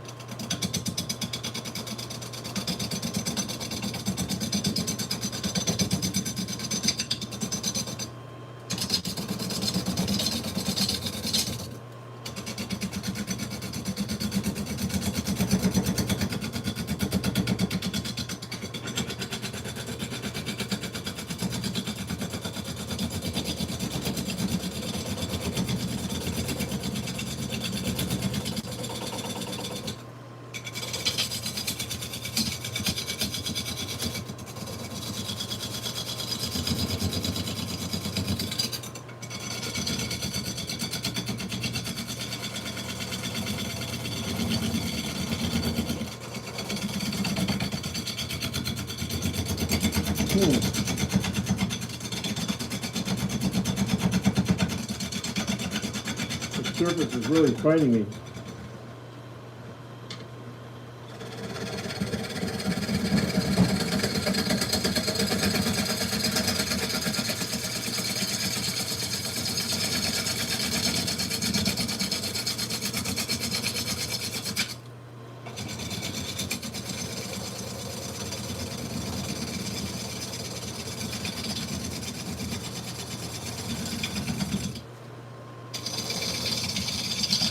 Doesn't want to cut through there. Okay, let's take that off. We'll go to this. I may need to go back and sharpen that other one. Let's just use the carbide for a minute.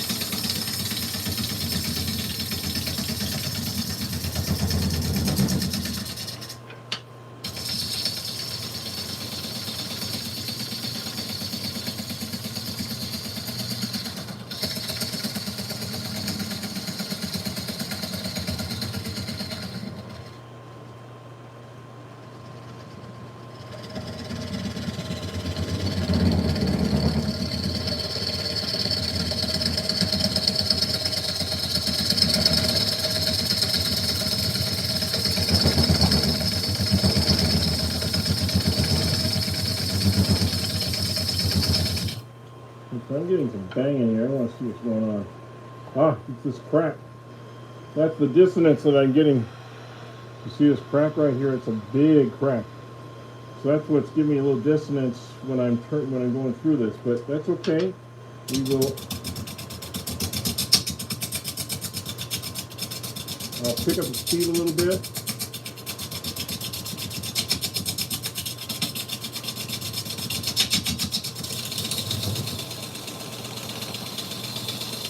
Pick up the speed a little. There we go.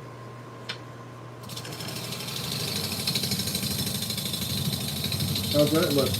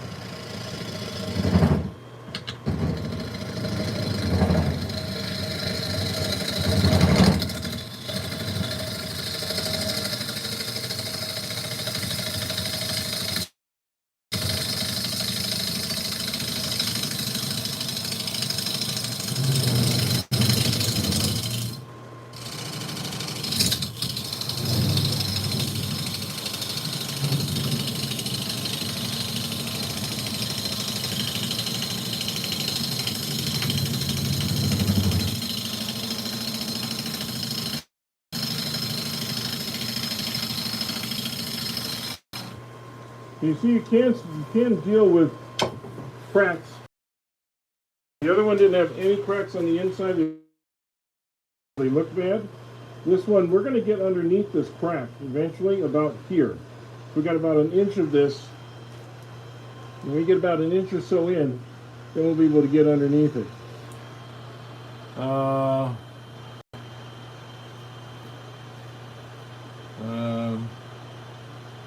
Hey, resonating art, I appreciate you being in here, and for the rest of you, please hit that like button. Please subscribe. We're trying to get 95 subscribers. So why don't you be one of the people that makes that 5,000 happen? If you're not already a subscriber, would really appreciate it.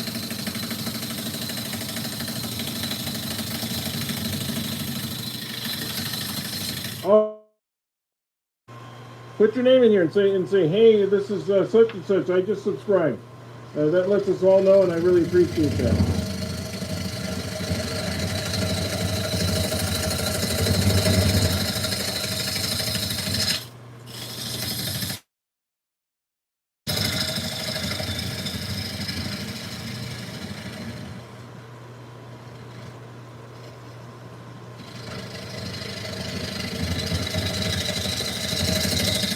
And don't wait to be the last one. Don't be that person that says, oh, I'm not going to subscribe yet. I'm going to wait until others subscribe first. So if you do that, we're never going to get to 5,000. So please, just be proud you're one of the last 100 that got us over the top.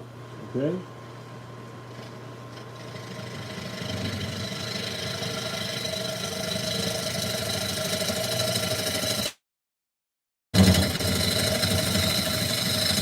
We're only 1 year and 3 months old as a channel.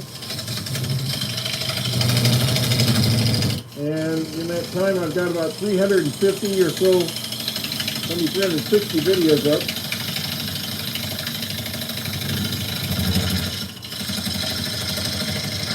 And not just lives and shorts, but also actually instructive videos.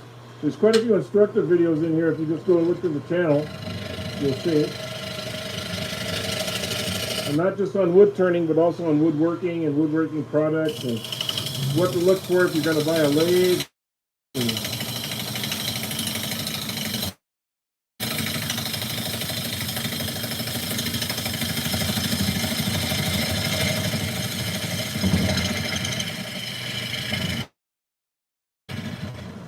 I also included an instructional video on the Moxon vise, and also one on a shooting board, one on my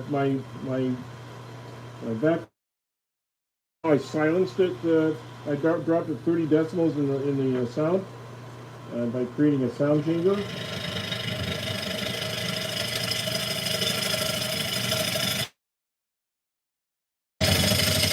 So you'll find all of those in there too.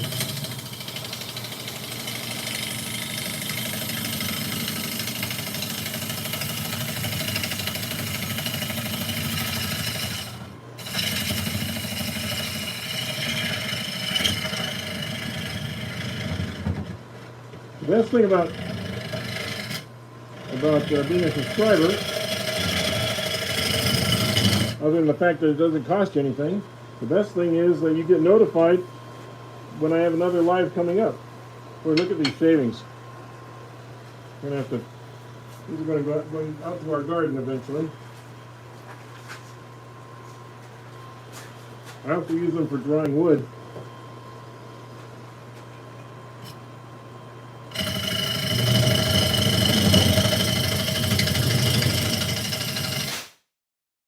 Today you're seeing me use all sorts of techniques I don't normally use.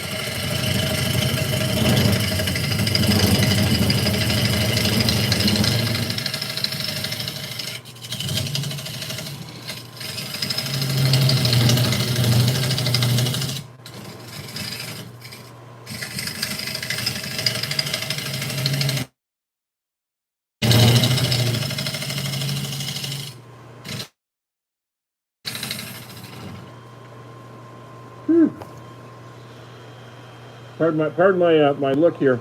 I'll see if I can move you guys just a little bit over here, so I'm not hitting it so much. Okay? Hope that helps.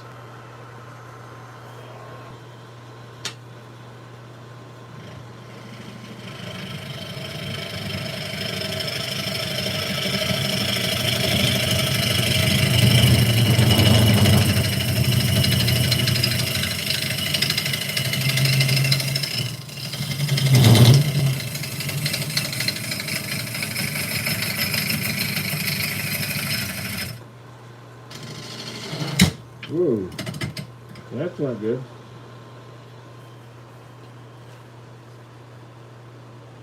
Yeah, gonna have to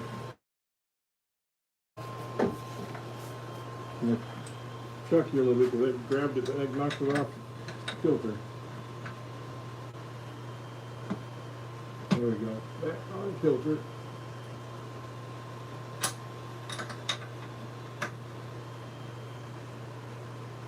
That happens sometimes, especially like I said with green wood and with these cracks in here. See, we've gotten underneath that first crack. We've got branches right here, and a branch right here, and we've got these cracks right alongside here. So we're working with a lot of different things, and it's bound to happen. Even with a carbide tip.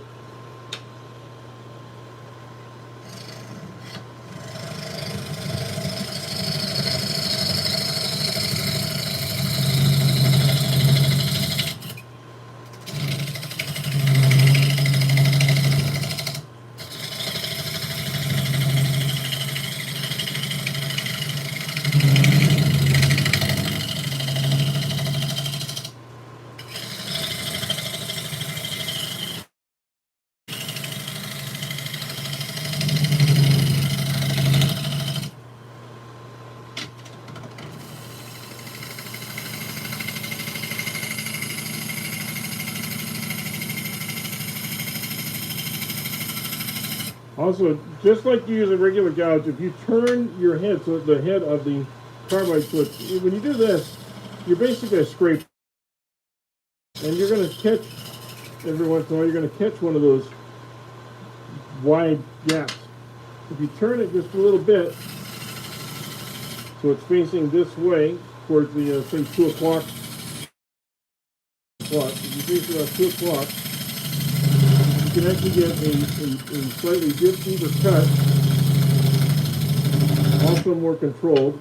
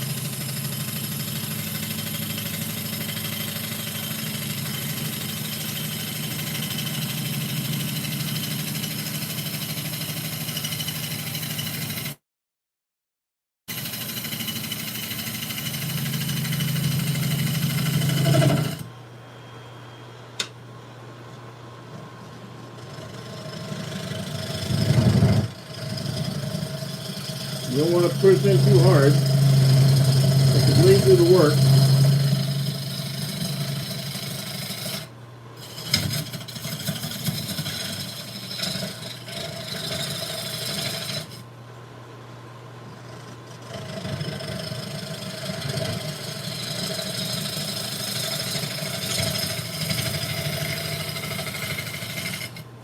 Okay. I can actually feel the moisture in this wood when I go to pick it up.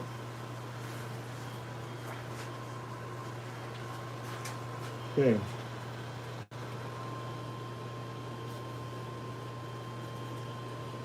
Nice and smooth. Very hard wood, it's very dense wood, which means that as you're turning it, you're going to get those nice curls, but it's very dense so that it does wear out your wood at a certain pace too.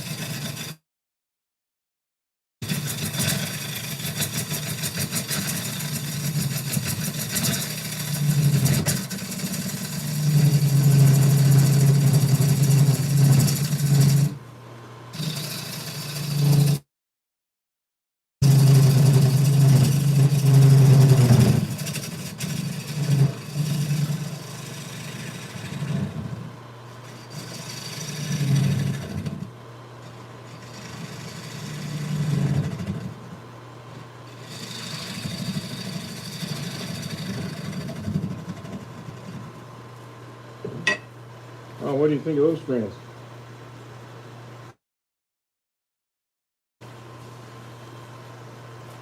Man, that just made a big old strand. Very pretty when it's turning like that, isn't it?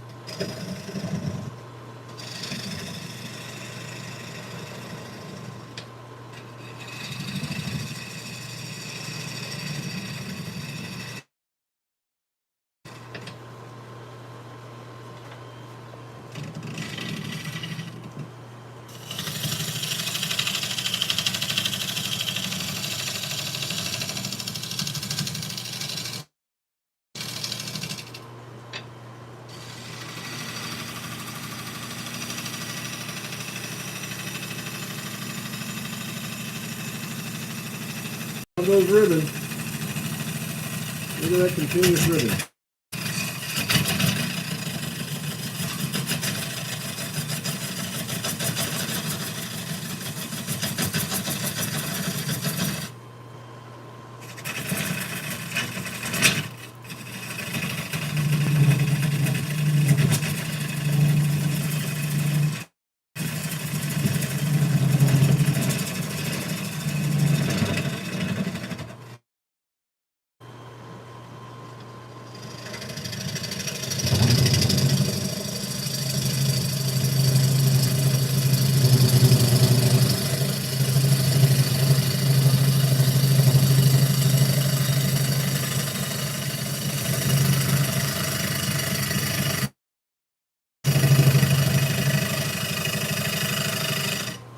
Whew.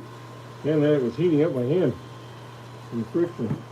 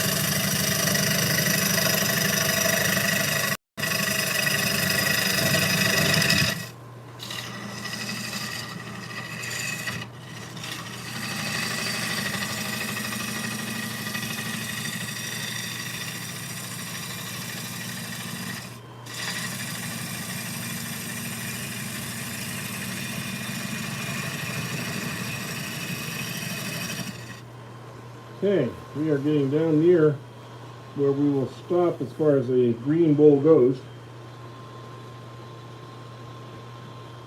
We're leaving almost a half an inch. Not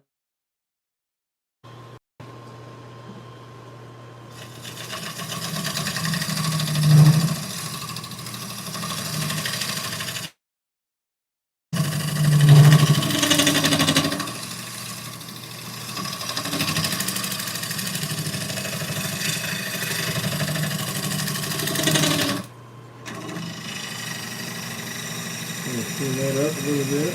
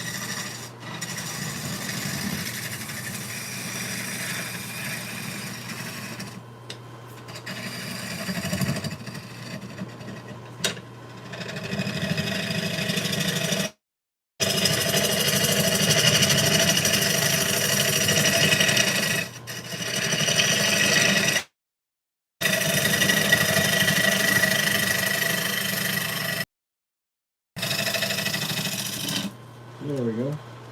And I think we're going to stop it right there for now, as far as thickness goes. Boy, look at these strands and strands of wood that we took out of there. I filled up a 10-gallon trash can so far with them, and more to come. That's the sign of a wet wood and a sharp tool. And we use 3 different types of tools to do the inside of that, just so you can see the difference between using a gouge and a different gouge with a different angle to it, and then a carbide. We use 3 ways of doing it. And the carbide did a really good job, but it was kind of slow doing it.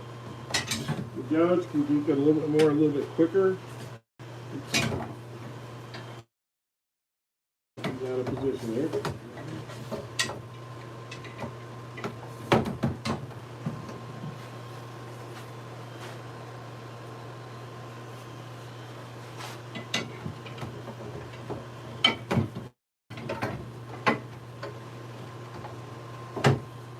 Okay. So I think what we're going to do here is we're going to maybe sand this off just a little bit, just to kind of get an idea of what it's going to look like on the inside. I'll give that to you guys, and you can see that, and then we'll move on from there. So let me get this sanded up here just a little bit.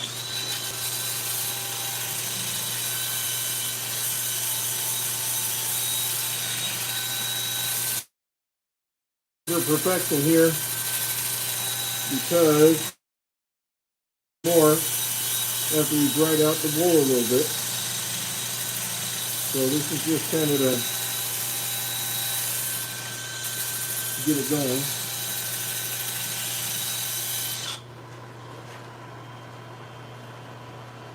Okay.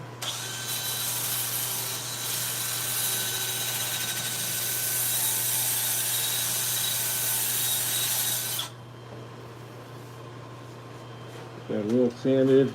One more just to kind of clean it out.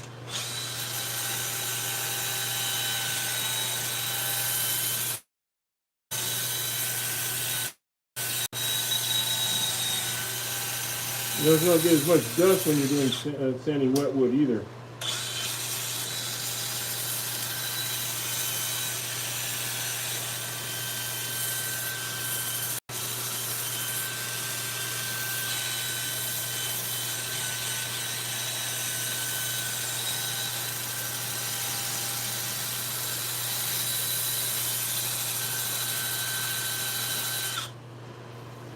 Okay.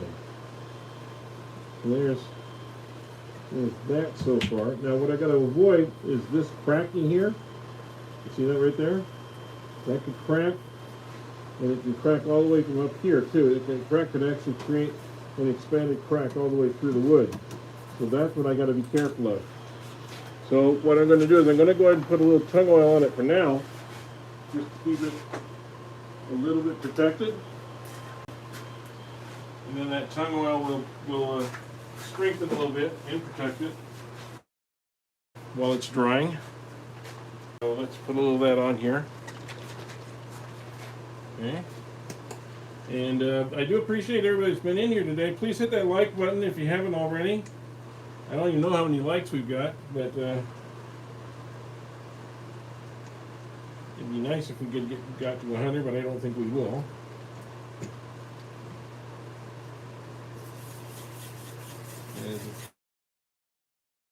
Likes. But I would like to see how many. So please, if you haven't subscribed, please do so. Poke a hole in here a little bit, I think.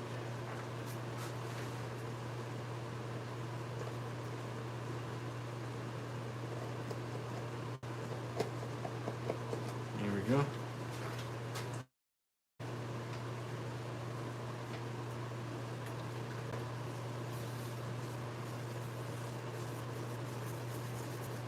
When nothing wanted to come on, then everything wanted to come up. It's kind of.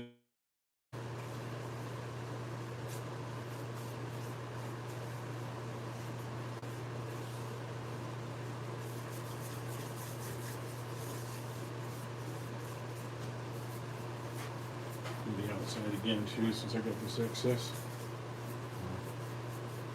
Do some more on the outside. You'll get a good idea of what the bowl's going to look like. One of the things I like when you do have part of the pith and it starts to radiate out, you get these radial lines. It looks like a sunrise if you turn it upside down. I'll show that to you in just a moment here. It's kind of cool looking.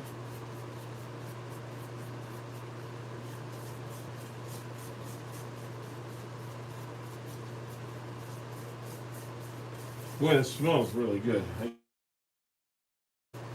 Makes you want to just take a bite out of this thing. Okay. Good. Let that soak just for a minute.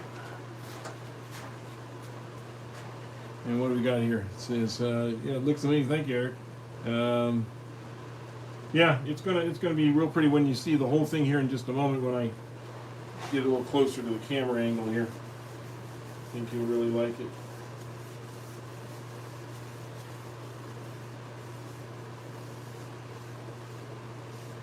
Since it's 100+ degrees outside today, I think we can assume that I could put it out there and get it pretty well seasoned in a few hours. Whoa. Got a spot of tung oil in my eyeball there. Make sure you're wearing a mask or wearing some safety glasses when you're spinning this. Stupid me. Now again, I did not shear the sides or anything. This is thick on purpose right now, so it doesn't. So we can control the cracking a little bit, and hopefully save this as a really nice bowl. But I'll take it off of here so you can see it. There we go. So, here's the bowl.